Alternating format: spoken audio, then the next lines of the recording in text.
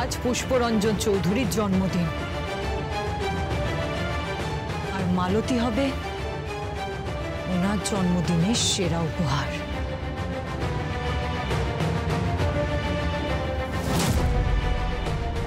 তাহলে পুষ্পরঞ্জন চৌধুরী আর বিজয়ীর বাবা কেঁচো খুঁড়তে খুঁড়তেই এবার কেউটে বেরোবে। এভাবে মেয়েটাকে দোষারোপ করছো কেন? হ্যাঁ, ও তো যত্ন করেই বানিয়েছে, নিজে হাতে সমস্ত রান্না করেছে, সাবিত্রীকে পর্যন্ত রান্নাঘরে ঢুকতে দেয়নি। হ্যাঁ, মাধবীর প্রতি আমার বিশ্বাস আছে। ও যে কাজটাই করে মন দিয়ে করে, যত্ন করে করে। বাবা, খাবারটা কি খুব বাজে হয়েছে? কি হয়েছে, কিছু বলছো না কেন বাবা?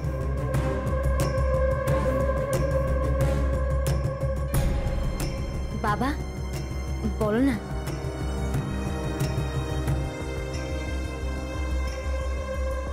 অবিকল মায়ের বিকল।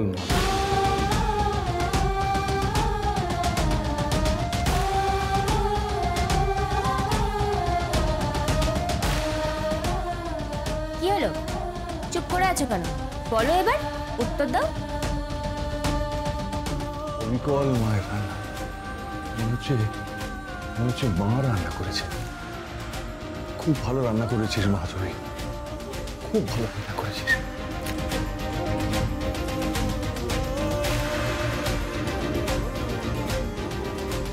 তাহলে খেয়ে নিন। তবে আমার স্বর্গীয় শাশুড়ি মার সঙ্গে ওর তুলনা আপনি করবেন না। আসলে কি জানেন দাদা, ওই বলি হওয়ার আগে না, যাকে বলি দেওয়া হয় তাকে না একটু ঘি মাখানো হয়। আপনাকেও তাই জন্য ঘি মাখানো হচ্ছে, যত্ন করে, যাতে একেবারে এক কোপে। কি হচ্ছে কি কাকিমা? তুমি তুমি এসব কেন বলছো? এরকম কথা বারবার বলে তুমি পরিবেশটা নষ্ট করছো। যেটা ফ্যাক্ট আমি সেটাই বলছি সবুজ। আমি এই মাধবীলতাকে খুব ভালো করে চিনে গেছি। এর প্রথমে পুষ্পরঞ্জন চৌধুরীকে খাওয়াবে, দাওয়াবে, তোয়াজ করবে, আর তারপরেই তার আসল খেলাটা শুরু করে দেবে। আদালতে যাবে, সাক্ষী দেবে, আর আমি নিশ্চিত যে দাদার হাজতবাস হবে। দাদা যে ক্রাইম করেছে তাতে যে চার্জশিট তৈরি করেছে, আর এই মেয়েটাই তো আছে যে একমাত্র উইটনেস। ইংলিশ বলছো, কি বলতে চাইছো তুমি? দাদা, আমি এটা বলতে চাইছি ওই হচ্ছে একমাত্র সাক্ষী, আর ও আপনার উপর প্রতিশোধ নেওয়ার চেষ্টা করছে।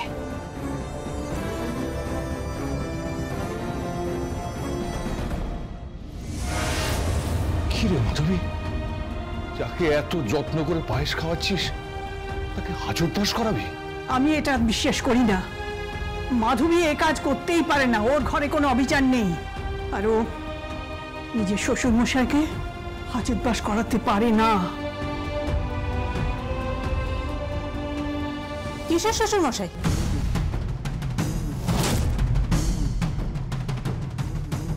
কোন শ্বশুর মশাই? ঠাম্মি, তুমি না ভেতরের খবর কিছু রাখোই না। এই শ্বশুর মশাই নামমাত্র, আর এই সবুজ ও স্বামী, ও কিন্তু নামমাত্রই। ওদের মধ্যে তো কোনো স্বামী স্ত্রীর সম্পর্কই নেই। মাধবীলতা তো এসেছে প্রতিশোধ নিতে, জংলাহাটাকে বাঁচাতে। গাছের থেকে বেশি ও কাউকে ভালোবাসতে পারেনি ঠাম্মি, আর পারবেও না। ও গাছের জন্য সবকিছু ছাড়তে পারে, সবকিছু। ও গাছের জন্য সবুজ চৌধুরীকেও ছাড়তে পারে, আর পুষ্পরঞ্জন চৌধুরীকেও হাজতবাস করাতে পারে। রাত্রি, তুমি নিজের সীমার মধ্যে থাকো। পরম যত্নে যে মেয়েটা নিজের শ্বশুর মশাইকে খাওয়াচ্ছে, হ্যাঁ, তার সম্বন্ধে এ সমস্ত কথা বলছো কি করে? এটাই ফ্যাক্ট পিসিমা, আর এটাই সত্যি কথা, আর এর থেকে বড় সত্যি হতে পারে না।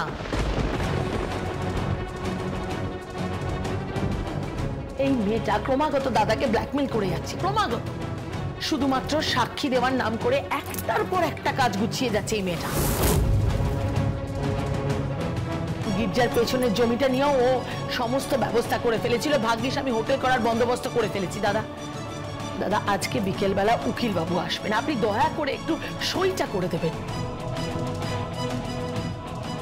এটা কি কারোর জন্মদিন নাকি বাজার বাজার বাজার।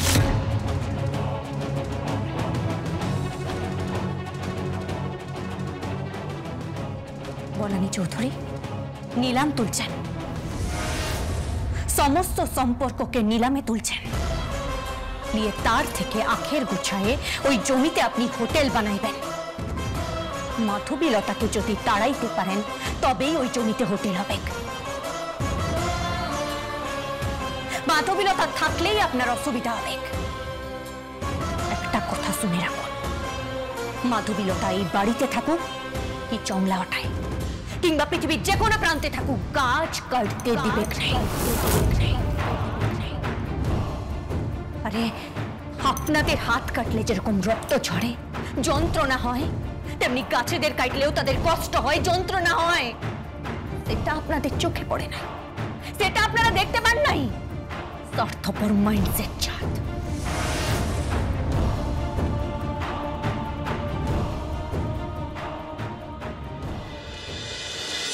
মানুষ শুধু এই পৃথিবীতে একাই বাঁচবে, আর কেউ বাঁচবে নাই। কোনো পাখি বাঁচবে নাই, কোনো পশু বাঁচবে নাই, কোনো গাছ বাঁচবে নাই। কেন বোঝেন নাই আপনারা? ওই গাছ কাটতে আমি দীপক নাই, আর হোটেল হতেও আমি দীপক নাই, এই আমি আপনাকে বলে রাখলাম। যতই আপনি ওই জমি রেজিস্ট্রি করে নেন না কেন, হোটেল তো ওখানেই হবে।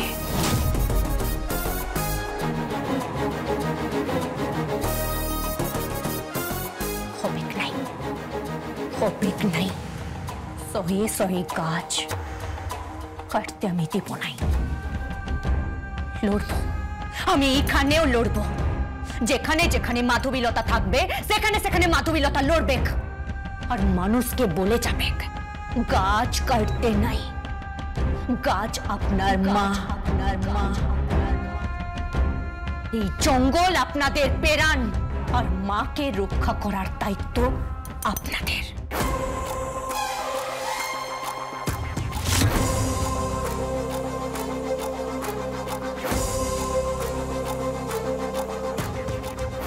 মাধবী, আই এম সরি।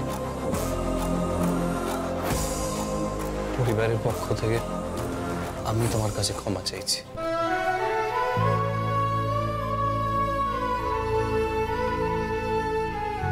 কেন ক্ষমা চাইছিস কেন? এটা তো ঘটনা যে তোর সঙ্গে ওর স্বামী স্ত্রীর সম্পর্ক নেই।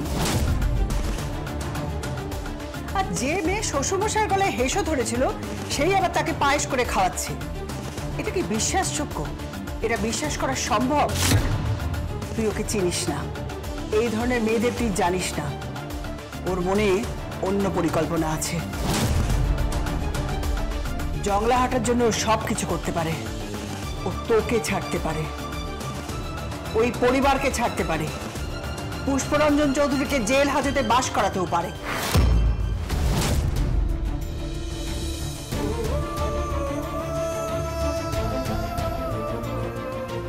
আর আমি নিশ্চিত যে দাদার হাজত বাস হবে। দাদা যে ক্রাইম করেছে তাতে যে চার্জশিট তৈরি করেছে, আর এই মেয়েটাই তো আছে যে একমাত্র উইটনেস। কি রে মাধবী, যাকে এত যত্ন করে পায়েস খাওয়াচ্ছিস তাকে হাজতবাস করাবি?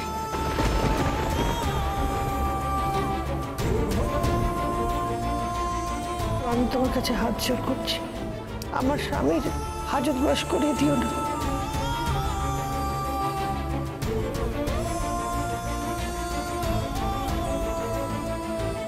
তুমি কোনো ভুল সিদ্ধান্ত নেবে না, আমি জানি। দাঁড়া,